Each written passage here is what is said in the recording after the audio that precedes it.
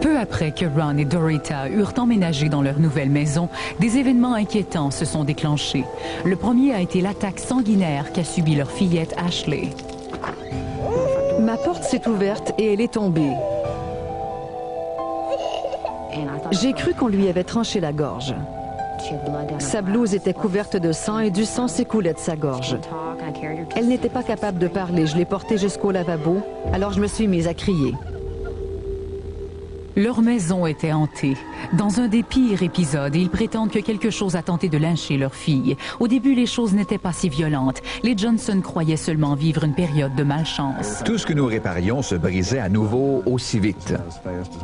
Quand nous avons peint les murs, la peinture adhérait normalement. Ensuite, des bulles sont apparues. C'était comme si des cicatrices se formaient sur les murs, puis la peinture a décollé. Ensuite, le système électrique a flanché. Les ampoules éclataient. Certains électroménagers tombaient en panne. Il y avait des arcs électriques sur les murs, dus à des surcharges dans la maison. Tout cela arrivait constamment. Ensuite, des hordes d'insectes ont envahi la maison. Nous nous baladions toujours avec un tue-mouche, juste pour se débarrasser de ce qui volait autour de nous. Alors que nous croyions les avoir tous exterminés, il en revenait d'autres. Puis un jour, ils sont rentrés à la maison pour y trouver un bain de sang. Il y avait des oiseaux morts partout sur le plancher. Et il y avait du sang sur les murs, le tapis et les meubles. Quand tout cela a commencé, Ashley n'avait que 4 ans, mais elle a été la première à s'en rendre compte. J'entendais tout le temps des personnes qui riaient, ce genre de choses. Parfois, j'entendais des cris et je demandais à maman si elle avait entendu, mais elle n'entendait jamais. Je ne croyais pas aux hantises. Je ne croyais même pas en l'existence du paranormal. Alors comment aurais-je pu reconnaître quelque chose dont je niais l'existence? Ce n'est pas comme Casper. Parfois, je peux voir à travers eux et à d'autres moments, ils ont l'air de personnes normales.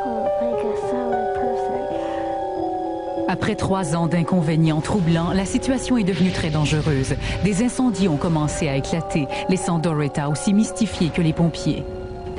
Ils n'arrivaient pas à croire en l'intensité de la chaleur nécessaire pour tout faire fondre dans la maison. Dorita a accusé son mari d'avoir causé le pire des incendies. Ashley l'a attribué aux fantômes. Maman m'a cru quand je lui ai dit que ce n'était pas papa qui avait allumé l'incendie, mais un fantôme. Quand je lui ai dit que je croyais que quelque chose d'anormal se produisait, il n'était pas du tout ouvert. Il m'a dit que j'étais folle. Nous avions de grosses disputes. C'était toujours « Si tu m'aimes, pourquoi ne me crois-tu pas? J'essaie de te dire quelque chose. » Malgré le scepticisme de Ron, Dorita a fouillé l'histoire de la maison. J'ai pu reconstituer les annales de la maison depuis les années 1800 et j'ai trouvé un testament stipulant que ce terrain devait devenir une fosse familiale. J'ai découvert que le cimetière se trouve au bout du chemin. La maison n'est donc pas sur le cimetière.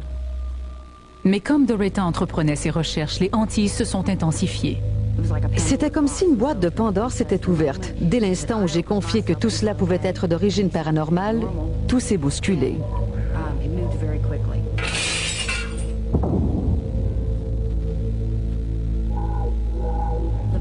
La première apparition que j'ai vue était celle d'une petite fille qui se tenait à la porte de ma chambre. Je sais maintenant que c'est la même fillette qui visitait ma propre fille.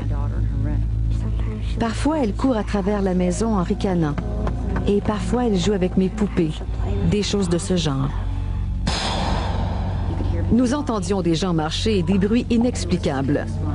Des objets se déplaçaient ou disparaissaient pour ensuite réapparaître. C'était presque comme une blague, mais une blague qui n'avait plus rien de drôle. Les fantômes frappaient sans relâche. Un soir, ils ont attaqué Dorita, mentalement et physiquement. J'étais sous la douche et soudainement, tout est devenu noir. J'ai regardé vers le haut et là où j'aurais dû voir le plafond, j'ai vu de la lumière. À travers un nuage de poussière, je voyais un trou. Je savais que je me trouvais dans une tombe. J'ai coincé mes pieds contre quelque chose parce que j'ai senti qu'il n'y avait plus de plancher. C'était comme si je me tenais au-dessus d'une fosse. J'ai coincé mes pieds contre les côtés. Je ne voulais pas tomber. Elle a sauté hors de la douche et a couru vers son mari. Quand elle est sortie de la salle de bain, elle regardait sa cheville comme si un chat ou autre chose l'avait griffée. Elle saignait. La première chose qui m'est venue à l'esprit a été de vérifier s'il n'y avait pas quelque chose dans la baignoire qui aurait pu la blesser. Mais il n'y avait qu'un pain de savon, une débarbouillette et sa serviette. Finalement, Ron y a cru. Ma façon de penser a été complètement bouleversée. C'était comme si je devais tout reconsidérer autour de moi. Mais ils étaient surtout terrifiés pour leur fille. La seule idée de perdre un enfant est une pensée que personne ne veut avoir. La perspective d'enseigner à vos enfants comment mourir est presque inimaginable pour les gens. Pourtant, j'ai dû m'asseoir avec mes enfants et leur expliquer la mort. Désespérée, elle a cherché de l'aide partout. J'ai consulté des démonologues, des scientifiques, des parapsychologues et des psychologues. J'ai demandé l'aide d'une kyrielle d'églises, de l'Église catholique à l'Église des pentecôtistes, en passant par les mormons et les baptistes. Mais sans succès, Doretta a alors pensé qu'elle pouvait être la source des hantises, qu'elle était peut-être la seule à pouvoir freiner le phénomène. Vous savez, plus vous tentez de fuir vos démons, plus ils cherchent à vous rattraper. Tôt ou tard, vous devrez leur faire face. Doretta a écrit un livre pour exorciser son passé douloureux. Maintenant, l'activité paranormale dans la maison s'est résorbée.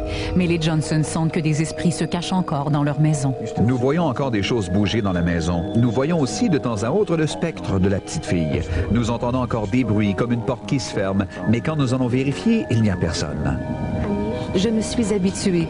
Si je leur demandais d'arrêter, ils ne le feraient pas. Des fleurs poussent maintenant autour de la maison qui, elle aussi, a commencé à guérir, tout comme nous. Nous avons tous nos démons, mais je crois que nous avons également nos anges.